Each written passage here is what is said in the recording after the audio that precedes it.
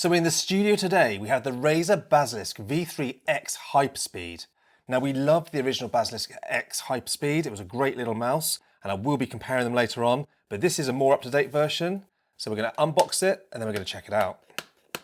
Now the Hyperspeed range is usually the cheaper range. They don't usually include rechargeable batteries. You normally get an AA battery in there.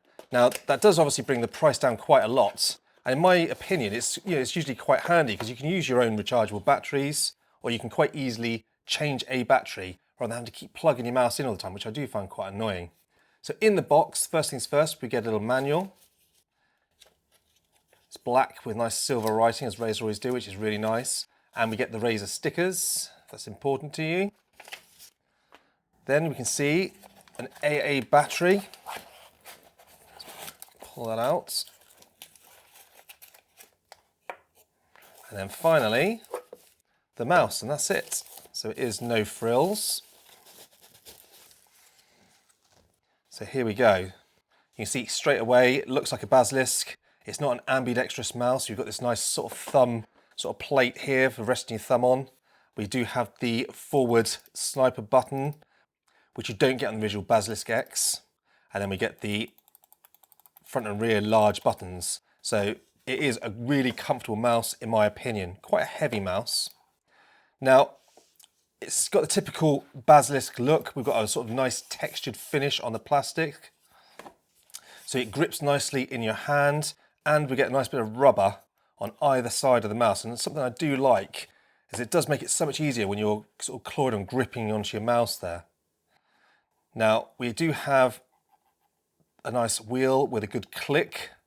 But obviously we don't get the left or right clicks with these mice like you do with the expensive V3 Pro. And then behind we've got another little DPI button, but you can change that in Synapse if you wish. Now they've used the mechanical mice switch, and they do sound fantastic. They should last you a fair few 100,000 clicks as well, being mechanical. Obviously I can't test that in this review, but let's see in a year's time whether it's still going.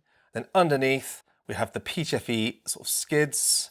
Quite a lot there as well, and we do have the power button, which can be turned from the 2.5 gigahertz receiver to Bluetooth, depending on how you want to connect this to your computer. This can be quite handy as well, having Bluetooth and the dongle. You can have the Bluetooth mode set up for your laptop maybe, and then the actual 2.5 gigahertz for your desktop, then easily switch between the two. Now if you want to change the battery, we need to get into the battery compartment, and at the back there's a little lip to put your thumb in. I don't know if you can see that on the camera. So I put my little thumb in there and just lift it off. It's held in by magnets, so it's nice and easy to take off and put back on again. Now once we're inside, you can see we have got our 2.4 gigahertz USB dongle. Now as well, this is the Hyperspeed, so you can actually put multiple Razer Hyperspeed devices on one dongle. So if you lose the dongle, you can just add this to another Razer peripheral, which is quite handy. And then finally, we've got a little chamber for the actual battery. So you just put it in. We're going to pop our panel back on with the magnets, and it clips in. So there's no annoying little clips or anything. It's just held in with magnets, but there's no rattle. It feels fantastic.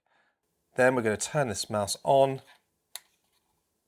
and you can see that the mouse wheel is actually lighting up, so we know it's on, but we're not connected currently. So I'm going to now set this up with my PC, just install the drivers via Synapse, and we're going to come back and test it. So I've just installed these devices onto Razer Synapse, plug my little dongle in, and it automatically detects the mouse. And what you'll see is my new Basilisk V3X Hyperspeed, but there is still my old Basilisk X Hyperspeed. I've got it plugged the other side. Now let's just quickly look in Synapse itself. What you will notice is obviously just your standard layout. We do have the front button, and at the moment the front button is assigned to Hypershift. So if we click this standard mode here, it tells us to Hypershift. It gives us a secondary function for all the other buttons. So you hold down the Hypershift button, and then everything then can be assigned a second command. And what they have got now as well is this boss key, and it's attached it to the front and back button at the moment. And that is basically, I've got it to lock computer, but you can have it to minimize all windows, Alt Tab, or open a particular website. And it's called boss key because if your boss comes walking in the room and you're playing a game, You can literally hit that key and bang, it takes you to something else. It hides what you're doing. Quite a funny little Razer joke there, but also quite useful in a daily use setting if you're using this mouse for productivity. And just a note for Razer, if you can we also rename that to wife key, so when the wife's coming I can switch it from a game to work. Right. Notice as well, down in the bottom here, we have got the Hyperspeed multi-device pairing. Because we're using a Hyperspeed dongle, we can connect that to other mice, keyboards, and other Hyperspeed devices. So if you do lose your dongle, you can actually use another Hyperspeed one, which is quite handy. It's very easy as well to switch any of the actual functionality of these buttons and keys. You can just click it and choose what you want, whether it's a mouse function, a macro, another key, whatever you like. It's really easy to do, and you can actually save it and it will hold with your Synapse. Whenever you move from computer to computer, when you install Synapse, it will bring that to it. Moving to the Performance tab, by default, it gives you 5 numbers of DPI switching. I basically have 3 normally, but I've left it on the 5. And as I press the top button, you can see it's switching, or it's cycling through the DPIs. Now, me personally, 5 seems a bit excessive. I normally have it to 3, which is what I'll normally use. My 800 is my default setting in games. Certain games, like if I'm playing Battlefield in a vehicle, I'll switch it to 1600, and 400 for that very precise, slow tracking. On the right, you've got the polling rate.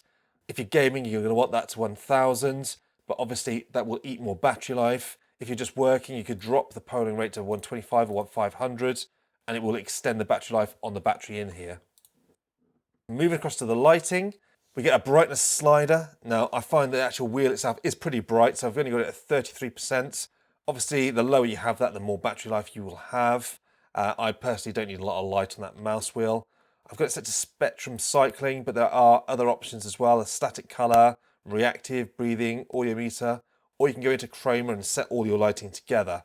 Personally, I just quite like it cycling through. Now, it does have a calibration option, where you can have a tracking distance between 1 and 2 millimeters. And also, if you've got a particular surface from Razer, you can put that in. It will pre-calibrate it for you. Lastly, we have the power tab. And if you leave this for a certain amount of time, it will switch itself off to save battery. I have mine set to 5 minutes. You can change it from 1 to 15. So it's all very basic stuff. Now that we've actually talked about the mouse itself, I want to compare it to the previous Basilisk X Hyperspeed. This has been a fantastic mouse over the few years that I've used it. But a couple of things straight away from testing the two side by side that I've noticed. Firstly, the old Hyperspeed that I had, the V1, it had a bit of a rattle. I don't know if you can hear that. Hopefully it's picking up. But the new one is absolutely rock solid and silent. And the rattling itself is actually the actual left 1 and left 2 buttons. So if I hold my fingers on those, it doesn't rattle. That did annoy me a little bit. This new one is much more solid. Plus, as I mentioned before, we get this special Hypershift button. You can change that to anything else if you wish, but the Hyperspeed's handy for the extra load of function keys. We didn't have that on the original. Now, one thing that is interesting is it is very slightly heavier. So if we put this on the scales, now the old original V1, 97 grams. The new V3, 110 grams. So it's 13 grams heavier, but it was already a heavy mouse anyway. Personally, I'm not bothered by a bit of weight, but I know, like, if you're an esports player, you're probably going to want the lightest mouse possible. Well, the Basilisk isn't the mouse for you anyway. It's not really like an esports mouse. This is a great productivity, RTS, and a bit of light gaming mouse. But for me, it's been fantastic because I do use this a lot for work. With regards to the feel and the textures, you've got a slightly rougher texture on the new V3, so it doesn't slip in your hand, which is nice, plus the same rubber on the sides. But other than that, the buttons are pretty much all in the same places. Size-wise, shape-wise, all pretty much identical. So realistically, a little bit heavier, much more solid, lit mouse wheel, and the new Hyperspeed button, which I really do like. Now, I've tested these side by side, and on my old mouse accuracy tester, they both performed almost identically to me. So even though it's slightly heavier, I performed exactly the same as when I was using the old V1.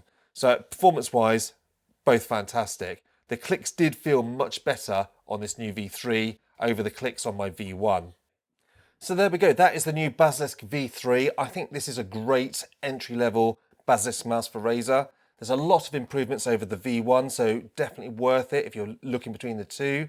I really love the Basilisk range, especially if it's a hybrid mouse, so gaming, work, especially like RTSs and not your typical esports games, but your RTS, your MOBAs, all the other types where you want a nice comfortable mouse, plenty of buttons, lots of functions.